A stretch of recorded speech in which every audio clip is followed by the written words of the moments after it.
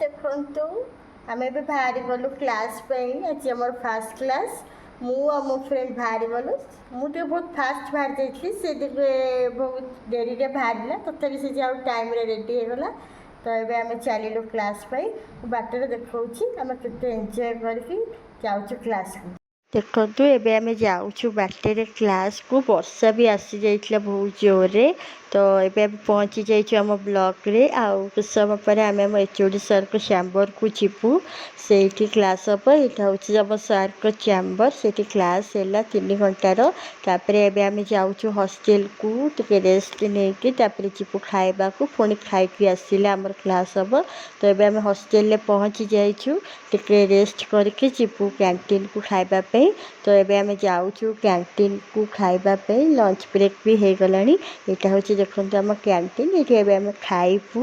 ତ ଆମେ ଖାଇକି ପଳେଇ ଆସିଲୁ, ଯାଉଛୁ ରୁମ୍କୁ। ପୁଣି ଟିକେ ରେଷ୍ଟ କରିକି ଯିବୁ, କ୍ଲାସ୍ ଅଛି ତ ପୁଣି ବାହାରିକି ଯିବୁ।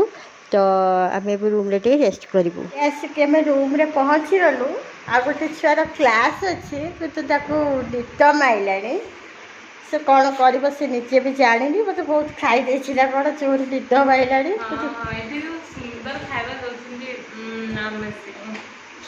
ସେ ସେଇଆକୁ ବହୁତ ଖାଇ ଦେଇଛି ନା, ତାର ଅଛି 2ଟାରେ କ୍ଲାସ୍, କିନ୍ତୁ ତାକୁ ନିଦ ମାଇଲାଣି। ସିଏ ଆଉ ଟିକେ ପରେ ତ ବାହାରିକି କ୍ଲାସ୍ ପଳେଇବ। ମୋର ଟିକେ ଲେଟ୍ରେ ଅଛି, ମୁଁ ପଛେ ଯିବି ଆଉ।